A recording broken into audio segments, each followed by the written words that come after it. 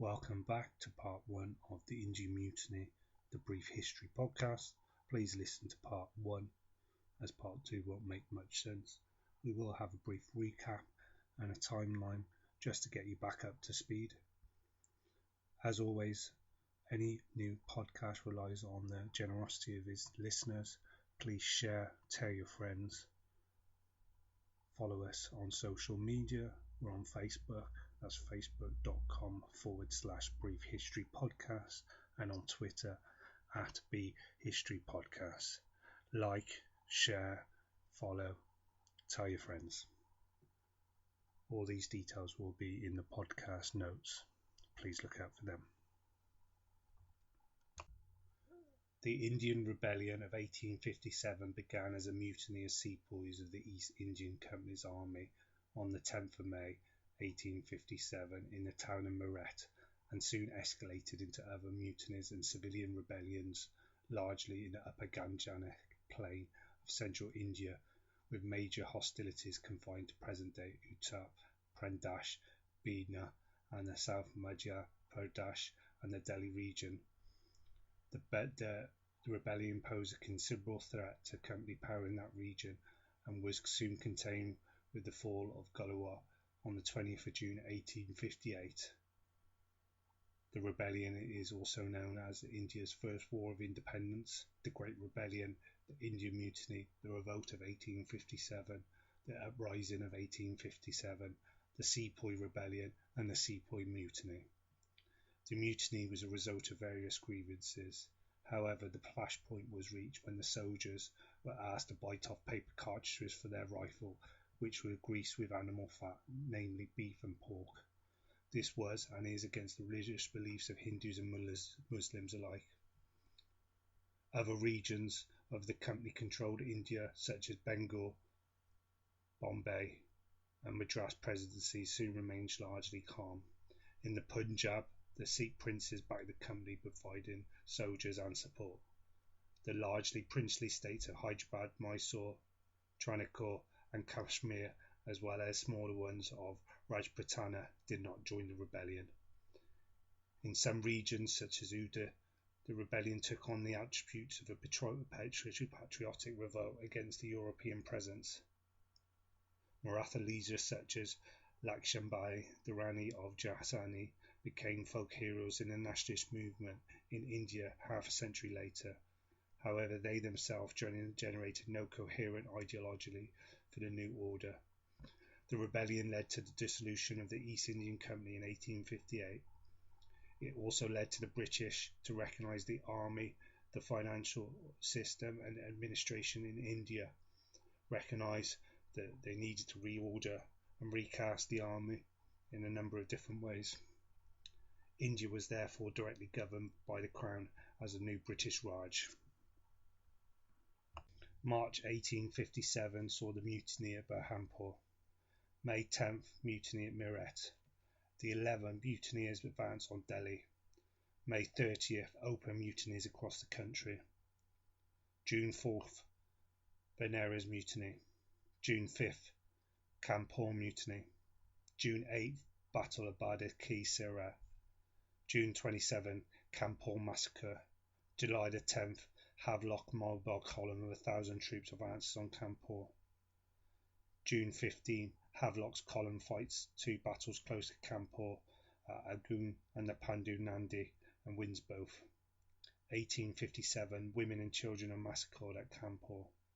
July 16, Nicholas's common marches on Delhi. July 25th, Havelock marches on Lucknow. July 29th, Battle of Una, Bishwaji. August 5th, Second Battle of Bushwanjani. August 12th, Battle of Baraka Kashaki. August 16th, Battle of Bindar. August 25th, Battle of Najagar. September 14th, Assault on Delhi. September 16th, columns take Delhi. September 21st, Emperor and princes are captured and officially surrender. September 23rd, Battle of Alambar. September 24th, Battle of Balashar. September 25th, first relief of Lucknow. November the 16th, Battle of Noir. September the 25th, campaign ends with the capture of the fort of Durrani. March 21st, Lucknow completely recaptured. May 1st, services of Thanksgiving are held throughout the kingdom.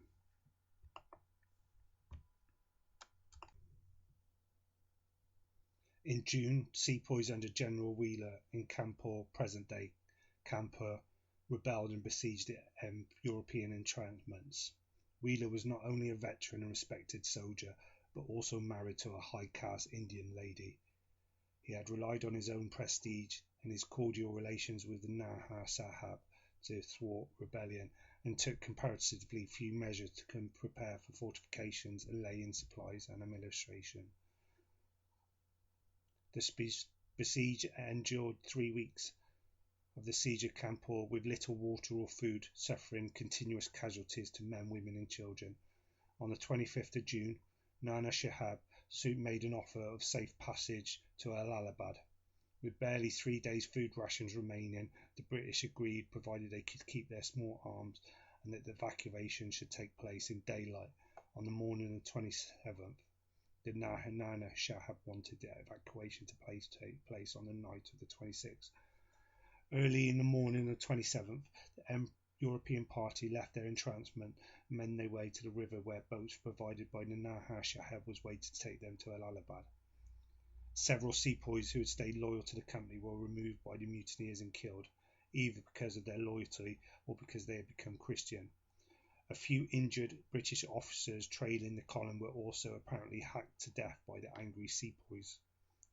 After the European party had largely arrived at the dock, which was surrounded by sepoys positioned on both banks of the Ganges with clear lines of fire, firing broke out and the boats were abandoned by their crew and caught or were set on fire using pieces of red-hot charcoal. The British party tried to push the boats off, but all except 3 remained stuck. One boat with over a dozen wounded men initially escaped, but was later grounded, was caught by mutineers and pushed back down the river towards the carnage at Kanpur. Towards the end, rebel cavalry rode into the river to finish off any survivors. After the firing ceased, the survivors were rounded up and the men shot. By the time the massacre was over, most of the male members of the party were dead, while the surviving women and children were removed and held hostage. They were later killed in the Buhagi massacre.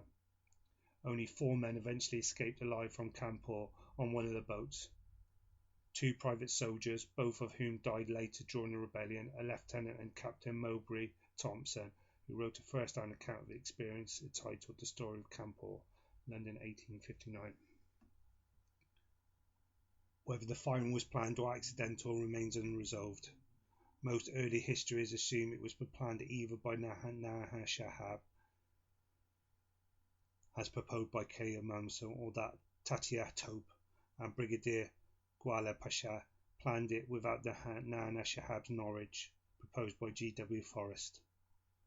The stated reasons for the planned nature are the speed at which the Nana Shahab agreed to the British conditions put forward by Mowbray and Thompson himself, and the firepower arranged around the gap, which were far in excess of which was necessary to guard the European troops. Most histories agree on this. During their trial, Tatya Tope denied the existence of any such plan and described the incitement of the following terms. The Europeans had already boarded the boats, and he, Tatya Tope, raised his right hand to signal their departure. That very moment, someone from the crowd blew a loud bugle, which created disorder. In the ongoing bewilderment, the boatmen jumped off the boats. The rebels started shooting indiscriminately. Nana Shahab, who was staying in Savadej bungalow nearby, was informed of what was happening and immediately came to stop it. Some British histories allow that it might well have been a result of an accident or error. Someone accidentally or maliciously fired a shot. The panic-stricken British opened fire, and it became impossible to stop the massacre.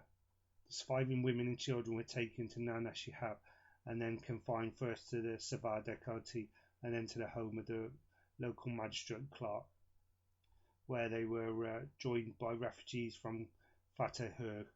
Overall, 5 men and 206 women and children were confined to the Bagra for about 2 weeks. In 1 week, 25 were brought out dead due to dysentery and cholera. Meanwhile, a company relief force that had been advanced from Allahabad defeated the Indians. By the 15th of July, it was clear that Nana would not be able to hold Kanpur, and the decision was made by Nana Shahab and other leading rebels that the hostages must be killed. After the sepoys refused to carry out this order, 2 Muslim butchers, 2 Hindu peasants, and one of Nana's bodyguards went into the Bahergi. Armed with knives and hatchets, they murdered the women and children. After the massacre, the walls were covered in blood handprints, and the floor littered with fragments of human limbs. The dead and dying were thrown down a nearby well, where the well was not full. The 50-foot deep wall was filled with the remains to within 6 feet to the top, and the remainder were thrown into the Ganges. Historians have given many reasons for this act of cruelty, with company forces approaching Kanpur and soon believing that they would not advance if there was no hostages to stay. Their murders were ordered, or perhaps it was to ensure that no information was leaked after the fall of Kanpur. Other historians have suggested that killing was an attempt to undermine the Nana Shahab's relationship with the British. Perhaps it was due to the fear of being recognised by some of the prisoners for having taken part in the earlier firings. The killing of the women and children proved to be a mistake. The British public were and anti-imperial and pro-Indian proponents lost all their support. Kanpur became a war cry for the British and their allies for the rest of the conflict. Nana Shahab disappeared near the end of the rebellion. It was not known what had happened to him. Other British accounts state that indiscriminate punitive measures were taken in early June, 2 weeks before the murder at Bihar, but after those of both Mirsha and Delhi, specifically by Lieutenant Colonel George Smith Neal of the Madras Fusiliers, which was a European unit commanded at Allahabad while moving towards Kanpur. At the nearby town of Fetva, a mob had attacked and murdered the local European population. On this pretext, Neal ordered all villages beside the Grand Trunk Road to be burned and their inhabitants hanged. Neal's methods were, quote, ruthless and horrible, end quote, and far from intimidating the population, may well have induced previously undecided sepoys and communities to revolt. Neal was killed in action at Lucknow on the 26th of September, was never called to account for his punitive measures, though contemporary British sources lionised him and his gallant blue caps. When the British retook Kanpur, the soldiers took their sepoys prisoners to the Barangi and forced them to lick the bloodstains from the walls and floor. They then hanged or blew from the cannons, which was the traditional Mughal punishment for mutiny, the majority of the sepoy prisoners. Although some claim the sepoys took no actual part in the killings themselves, they did not act to stop it, and that was acknowledged by Captain Thompson after the British departed Kanpur for a second time. Very soon after the events in Meerut, rebellion erupted in the state of Awadh, also known as Hodor in modern-day Uttar Pradesh, which had been annexed barely a year before. The British Commissioner resident at Lucknow, Sir Henry Lawrence, had enough time to fortify his position inside the residency compound. The company forces numbered some 1,700 men, including local sepoys. The rebels' assaults were unsuccessful, and they began to barrage all artillery and musket fire into the compound. Lawrence was one of the first casualties. The rebels tried to besiege the walls with explosives and bypass them via underground tunnels that led to underground close combat. After 90 days of siege, numbers of company forces reduced to 300 loyal sepoys, 350 British soldiers, and 550 non-combatants. On September the 25th, a relief column under command of Sir Henry Havelock and accompanied by Sir James Outram, with whom in theory was his superior, fought its way from Kanpur to Lucknow in a brief campaign in which The numerically small column defeated rebel forces in a series of increasingly large battles